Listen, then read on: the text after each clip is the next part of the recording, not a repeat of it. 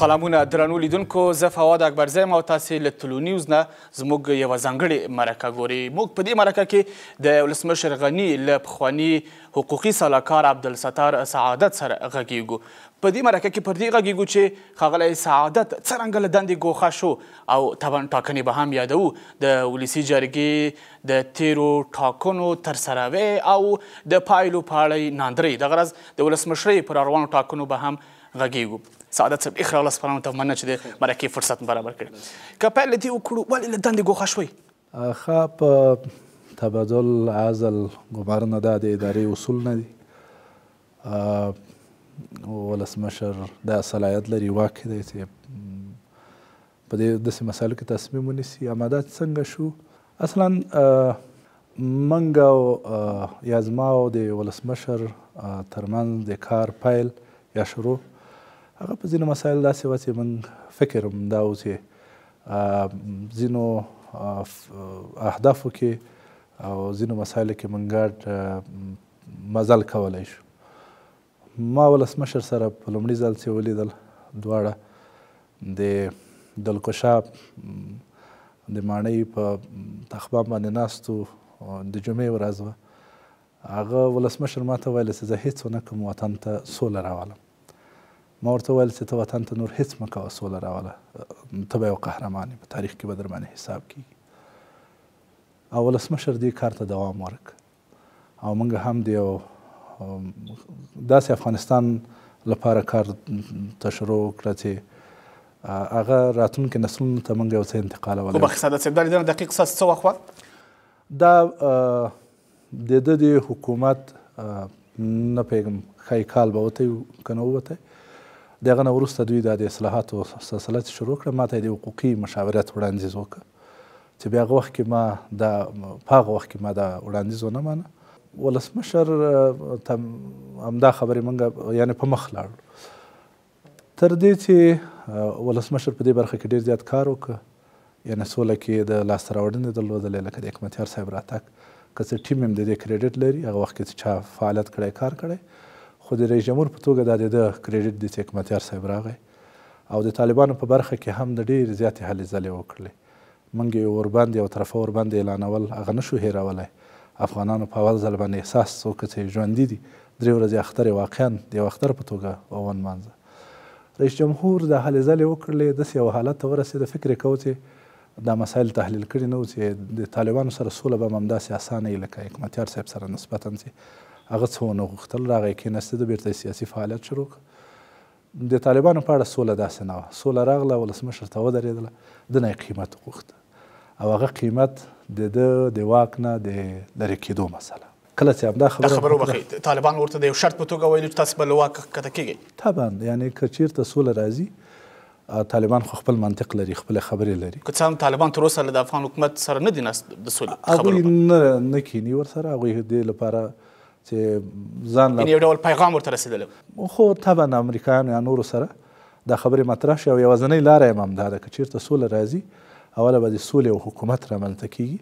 هغه حکومت به بیا ځینې وظایف لري، هغه ترسره کړي.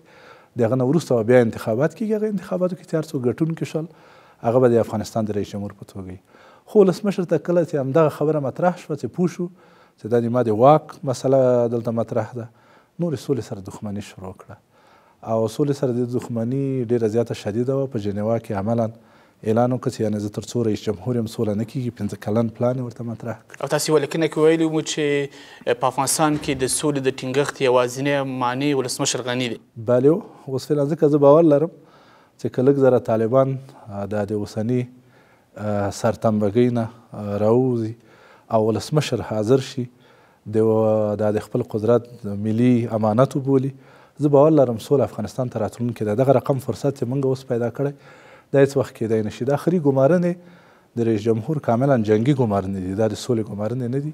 یعنې سولې سره اوس واضح دښمني کوي، سوله د ځان په ضد بولي. نو د هغه نه وروسته د موږ دا فکري اختلاف شدید سو تر دې پر سوله باندې هم. یعنې موږ هماغه ملکي تلفات وو چې د هغه نه وروسته موږ مخکې د هغه نه ملکي تلفات و فکر هم کوو د رئیس جمهور په نیت هم شک نه درلوده. فکر هم کوو دا شک څه وخت پیدا شو؟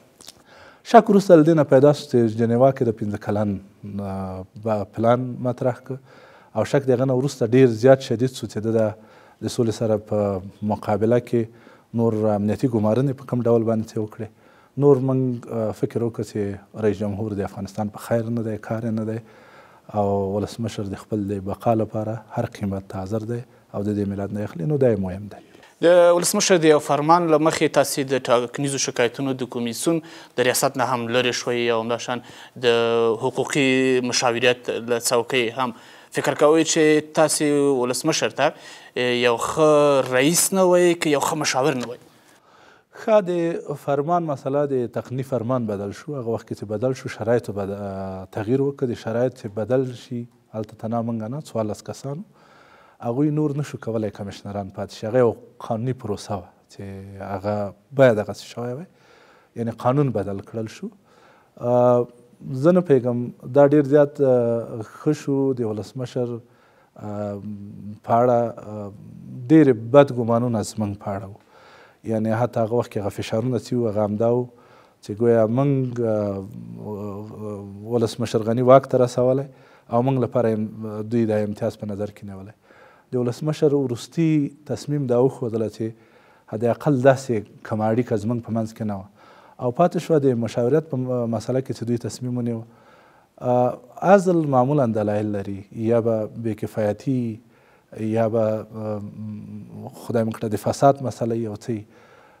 زه د ولسمشر حقوقي مشاور وم او زه د حقوقو په برخه کې زه څوک یم، څومره کفایت لرم په دې باره کې د افغانستان ملت قضاوت کوي. تاسو ته دلیل څه وویل شو؟ تاسو دلیل درته وویل شو چې تاسې له دغه کبله له دې څوکۍ لرې شوئ؟ دلیل یې دا و چې هغه وخت کې ما په فیسبوک کې یوه لیکنه وکړه، څو لیکنې هم کړې وې، مخکې د هغه نه په ملکي تلفاتو کې هم کړې وې. هلته هم ګیلې راورسېدلې، خو یو خاطره مې هغه وخت کې ولیکله د عزیز آباد وطن تر عنوان لاندې. 14-15 دقیقې وروسته د ارګ نه زنګ راغی چې ته د ولسمشر په ضد لیکنې مه کوه. غوښتنه یې رانه وکړه. ما ویل زه ولسمشر په ضد نه ده، هېچا په ضد نه ده، ما یوازې خپله یو تاریخي هغه حادثه چې زما په مخ کې تېره شوې هغه مې لیکلې وه. هغه ولسمشر شخصي وګڼله، هسې برداشت یې وکړه چې دا سړی دومره وخت په کور چا څه نه ویل، ما چې کله مقرر کړ ومې ګماره اوس داسې لیکنې پسې کېږي، یعنې رئیس جمهور په ځان باندې دا حمله وبلله. هغه زموږ روابط ډېر ترینګلې کړه. اوس معلومیږي چې هغه کس چې د خاطرې په یو ګوښه کې راغلی و هغه اوس د رئیس جمهور د لومړي مرستیال په توګه مطرح کېږي. اوس معلومیږي چې رئیس جمهور بیخي دا مسله شخصي ګڼلې وه او هغه یې دلیل. تاسو شاوخوا 2 کاله د ولسمشر سلاکار واست. په دغه 2 کالو کې مو داسې یوه هغه څه چې ستاسې مسؤلیت و، داسې یوه مشوره مو چې ولسمشر ته ورکړې وه چې نه یاست له هغه سره پرې ویاړئ، او داسې مشوره مو څه ورکړې ده چې اوس پرې پښیمانه یاست؟ ما البته ولسمشر ته داسې یوه مشوره نه دی ورکړې چې زه پرې پښیمانه یم، اما ځینو مسایلو کې موږ مشورې ورته ورکړي. هغه مشورې چې ما ورته ورکړي په حقوقي لحاظ د کمیسیونونو د استقلالیت مسله او متاسفانه هغه ته پاملرنه نه ده شوې. ما هغه څه چې پیش بیني کړي وو همغه رقم یو حالت پارلماني ټاکنو کې واقع شو او زه په دې خوشحاله یم. زه نه پوهېږم څومره د ویاړ ځای دی که نه دی. خوشحاله یم چې زه د دغسې حوادثو پیش بینه وم او خفه په دې یم چې هغه ته په هغه وخت کې پاملرنه نه ده شوې. مشخص کوئ مثلا تاسې څه ورته ویل؟ یعنې فکر کوئ چې د حکومت یا د دولت د چارواکو لخوا د ټاکنیزو شکایتونو په کمیسیون کارونو کې مداخله کېدله؟ زه تاسو ته یوه اسانه ساده خبره وکړم. څو ورځې مخکې د ولسمشر دویم مرستیال عملا کمیشنران په فساد تورن کړل او اجرایه رئیس پې باندې ملنډې ووهلې. ولسمشر هم دوی تهدیدوي په زندان و دې ته ورته یا د په عزل باندې. دغه کسان دي چې دوی 40 ساعته شاوخوا همدغه کمیشنرانو سره انټرویوګانې وکړې، مصاحبې یې وکړلې. هغه لازم استقلالیت یا هغه حمایت چې باید کمیسیونونه هغه وخت کې شوی وی هغه ونه شو. دې تر څنګ چې د افرادو کې مشکل و، هغه لازم جوهر په دوی کې نه و متاسفانه. اما د نظام له خوا ته نه هم مرسته ورسره ونه شوه. سره دې چې دوی مقرر کړل وروسته یې د دوی نه دوی سره په داسې شکل باندې چلند وکړه چې عملا یوه ملي پروسه بدنامۍ سره مخامخ شوه. نو زه فکر کوم چې د کې هغه اول درجه مسؤلین دوی دي او جالبه دا ده چې اوس دوی راوځي ملنډې وهي او اوس دوی راوځي ما خلک نقدوي. اوس یعنې فکر کوئ چې روانو شرایطو ته پام سره د تیرو ولسي جرګې ټاکنو مدیریت ته پام سره چې د ټاکنیزو کمیسیونونو لخوا وشول، مثلا د ټاکنو ترسروي د لومړنیو پایلو اعلان یې هغه په ځنډ سره او غبرګونونه دا ټول وضعیت چې تاسې ارزیابي کوئ، فکر کوئ چې په کمیسیونونو کې اصلاحاتو ته کومه اړتیا لیدل کیږي؟ اصلاحاتو ته اړتیا لیدل کیږي، اما اصلاحات دا نه دي چې افراد دې لرې شي. موږ د افرادو په اړه تاکید نه کوو. اوس هلته موږ تخنیکي اصلاحاتو ته ضرورت لرو، حقوقي اصلاحاتو ته ضرورت لرو. که چیرته هغه اصلاحات وارد شي په کمیسیونو کې، موږ د انتخاباتو د دغه رقم باندې د تیرې تجربې کړي د مخنیوی کوی شو. او که موږ هغه موارد اصلاح نه کړو، که دا افراد وي که نه وي، بیا هم موږ د هغسې حالتو سره مخامخ کیدای شو. تر هغه مهمه دا ده چې یو سیاسي اراده باید موجوده وي.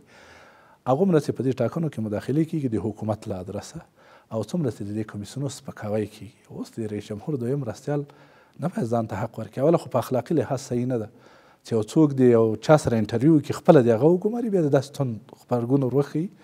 نو هغه او دوی دي چې باید اوس ملت ته ځواب ورکړي چې ولې داسې وشول. تاسې وبخئ، د دندې پر مهال د ټاکنیزو کمیسیونونو په کارونو کې د حکومت مداخلې نښې لیدلې؟ زخت ډېر بد شکل باندې. حتی زما وظیفه نه وه دومره چې زه دې راووځم د رئیس جمهور اپوزیسیون د رئیس جمهور د زنې لاندې په دې حد کې نشم کېدلی، یا د اجرایه رئیس په دې حد کې نشم کېدلی. او دا داسې غټه ملي مسله نه وه. بیا دا د انتخاباتو کمیسیونو کمیشنرانو کار و چې دوی باید د خپل د استقلالیت نه استفاده کړی. مثلا فکر وکړئ په یوه جلسه کې رئیس جمهور د کمیسیونو یو رئیس ته وایي چې مثال ته هغه د خبرو کولو په فرهنګ نه پوهېږي. موږ هم دلته رئیسان پاتې شو، دلته هم کارونه وکړل، هېڅ وخت. البته موږ هم دا اجازه نه ورکوله، همدې ولسمشر ته هم اجازه نه ورکوله. پخواني ولسمشر کې بیا دا وزن و، هېڅ وخت یې داسې چلند نه کوو. نو اوس متاسفانه هغه رقم چې هغه لازم عزت، درناوی او د کمیسیونونو استقلال ته پاملرنه شوې، هغه نه ده شوې. دا اوس هم نه کېږي، دا اوس هم مداخله پکې روانه ده.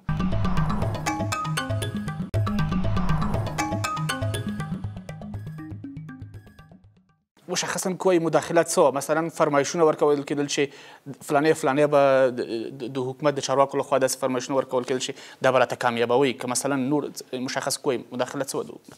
تاسې که فکر وکړئ دا اوس لیستونه وګورئ او د تغییراتو ژورنالیستانو په توګه او د افغانستان ملت هم دا قضاوت کوی شي.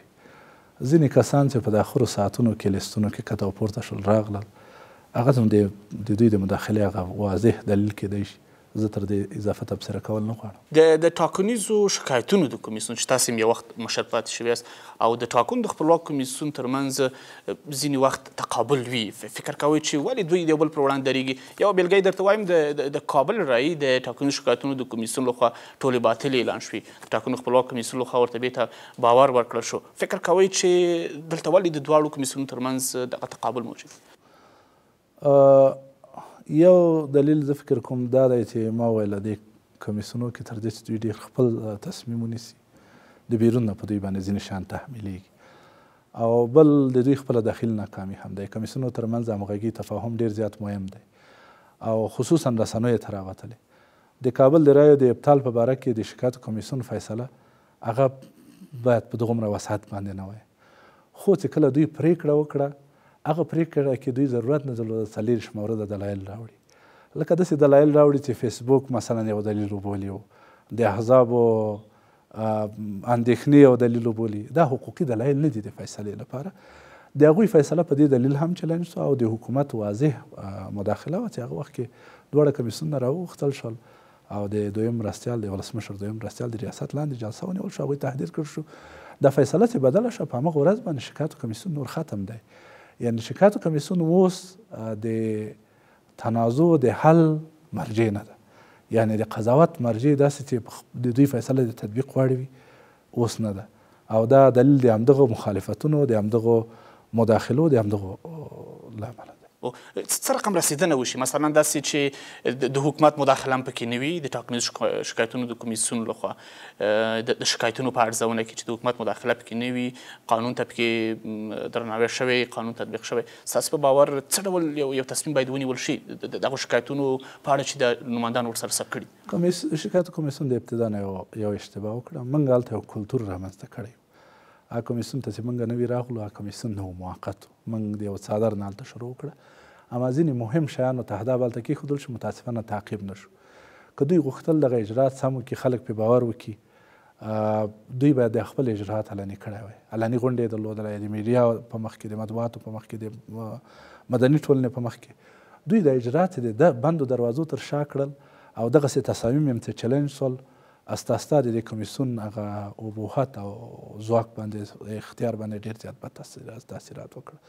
اوس هم دوی لپاره ناوخته نه ده، که څه ناوخته ځینې ولایتونو په باره کې دوی اجرات کړي، اما که دوی علني غونډې دا اوس شروع کړي، اجرات د خپل شفاف کړي، ښکاره یې کړي، څرګند یې کړي، زه باور لرم چې ملي حمایت.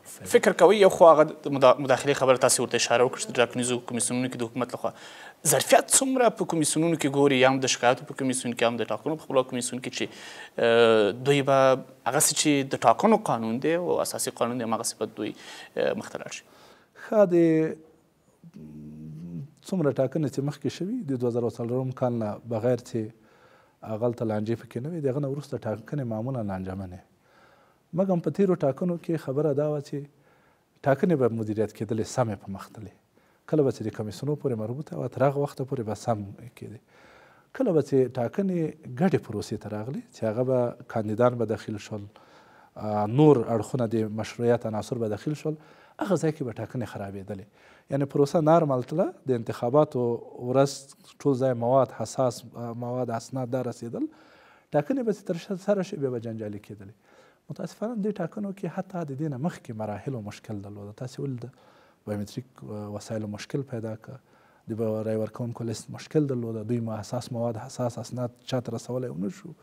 وروسته له دې نه د شکایاتو کمیسیون سره دغه کومې لانجې چې رامنځته شوې، دواړه کمیسیونونه ډېر زیات کمزوري کړل.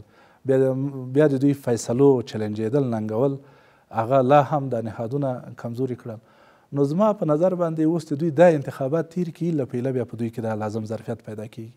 اوس خو هغه تجربه دوی سره نه ول، دې نه وروسته فکر کوم دوی دا تجربه، یعنې فکر کوئ د دوی هغه ظرفیت هم یو ډول د پوښتنې سره مخ دی، که مثلا که کارونو کې مداخله کېږي، هغسې تاسې ویل چې د پخوا خلاف د دوی د نتایجو د اعلان نه به وروسته پخوا به جنجالونه او لانجې پیدا کېدلې، د دوی هغه د وړاندې مراحلو کې مثلا د بایومتریک ته تاسې اشاره وکړه، د نوملیکنې مسایل ځینې نور مسایلو کې ستونزې وي. یعنې فکر کوئ چې د دوی ظرفیت د پوښتنې سره مخ شوی دی د دوی کړنو سره؟ فکر کوم د دوی یوازې د ظرفیت مشکل هم نه دی، هغه صحیح خبره ده. اوس تاسې که ټول هغه زموږ بیکګراوند وګورئ، هېڅ وخت حکومت ته چاته اجازه نه ده ورکړل شوې چې د انتخاباتو په چارو کې مداخله وکړي. دوی نه یې ډېره اسانه مداخله وکړه. اما د دې ټاکنو د نورو سره ډېر زیات تفاوت دا و، مهم تفاوت یې چې دا ټاکنې په ډېر بد فساد باندې تورنې شوې او متاسفانه رهبرۍ تورنې شوې. تر دې چې د دې کمیسیونو په رئیسانو کې د یو کور پلټل کېږي او د کور کمرې چک کېږي او ټلیفونونه یې چک کېږي چې ځینو کسانو سره دوی اړیکې ثابتې نه شي. منظور مو مالي فساد دی؟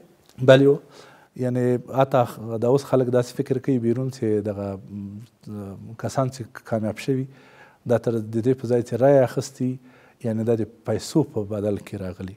دا ډېر زیات هغه غلط برداشت و تصور چې دوی رامنځته کړه او دا به راتلونکي کې د مقننه قوې په مشروعیت باندې ډېر بد تاثیر وکړي او د انتخاباتو اعتبار ته د دې زاویې نه هېڅ وخت داسې صدمه نه ورسېدله چې په دې ټاکنو کې ورسېده.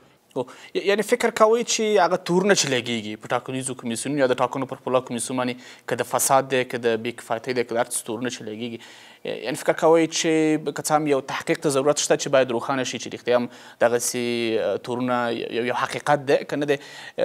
تاسې چې ارزونه وکړئ د یا څومره شناخت چې لرئ د کمیشنرانو، فکر کوئ چې رښتیا هم فساد به یې کړی وي؟ په هر صورت زه قاضي نه یم، حکم نه کوم او دا ماته ډېره سخته ده.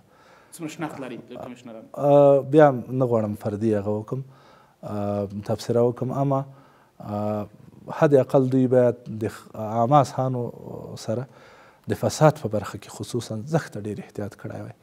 داسې اجرات باید شوی وای چې دغه رقم ګونګسي یعنې احتیاط یې کړی وی، یعنې په یو ډول معنی چې وکه فساد به شوی. نو زه ما وویل زه قاضي نه یم، حکم نه کوم. بله، خو یعنې شک لرئ په پروسه باندې چې ممکن فساد بله، لکه ټول افغانانو غوندې زه هم شک لرم.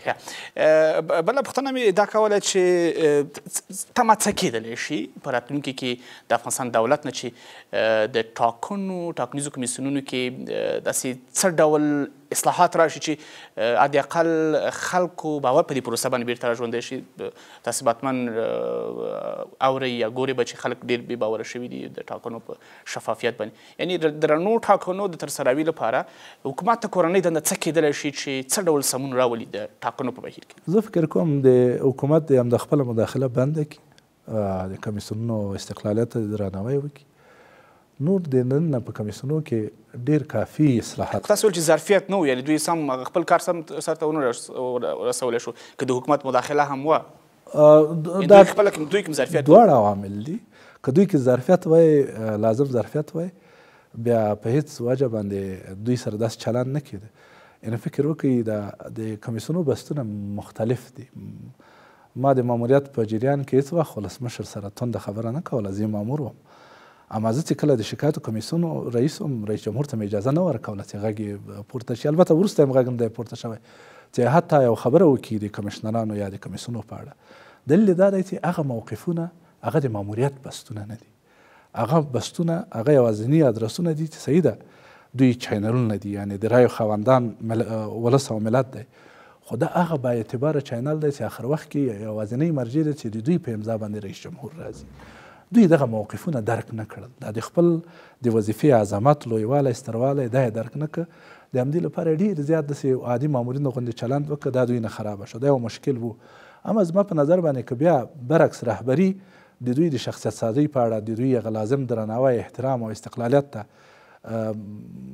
توجه شوی وای، بیا هم د ترمیم وړ ما مخکې ویله افراد مهم نه دي. تاسې که هر څوک راولئ، دا اوس د دنیا د ډېرو موفقو دیموکراسیو نه کمیسیونو خلک راولئ، دلته ناکامه کېږي. دلیل دا دی چې سیستم مو داسې نه دی، محیط مو داسې نه دی. هلته 14-15 مهم عوامل دي چې هغه ټاکنې خرابوي. که موږ هغه ونه کړو، اوس مثلا د دوی د اوسني طرزالعمل نه ډېر زیات مشکل لري.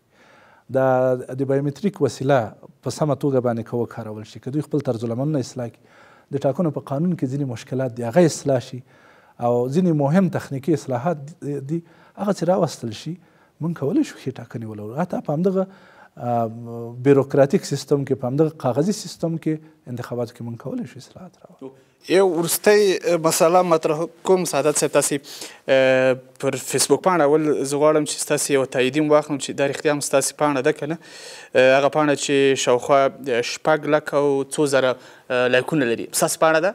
تاسې پکې یو څه لیکلي وو چې ولسمشر یعنې فقر یوازې دا نه دی چې یو څوک ډوډۍ ونه لري، او ولسمشر د مرستیالانو د فقر سره مخ دی.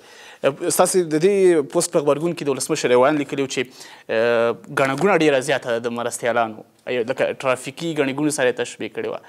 نو فکر کوئ ځواب مو اخیستی؟ زه فکر کوم نه، ولسمشر د ډاکټر صاحب عبدالله نه وغوښتل هغه یې مرستیالي ونه منله، د صلاح الدین نه یې وغوښتل هغه یې مرستیالي ونه منله، ځینو نورو کسانو ته یې مراجعه وکړه چا یې مرستیالي ونه منله. ما په دې حساب ولیکل چې ولسمشر یعنې د اعتماد د فقر سره مواجه دی. ولسمشر یو ښه متحد نه دی ثابت شوی، هیڅوک پرې باور نه کوي. نو بالاخره د همغه لپاره یو کس داسې وزګار سړی پیدا کړه چې هغه 8 کاله په یو کونج کې پاتې شوی و او د بیکارۍ هغه ترخې تجربې یې لیدلې وې، هغه بالاخره دې ته غاړه کېښودله چې راشي د سره دا وظیفه واخلي. زه په خپله خبره ولاړ یم او زه فکر کوم واقعیت مې ویلي او ولسمشر په دې پوهېږي چې ما رښتیا ویلي. ډېره زیاته مننه. د ولسمشر غني پخوانی حقوقي سلاکار، همداشان د ټاکنیزو شکایتونو د کمیسیون پخوانی مشر عبدالستار سعادت. ډېره زیاته مننه. سلامت کور مو ده.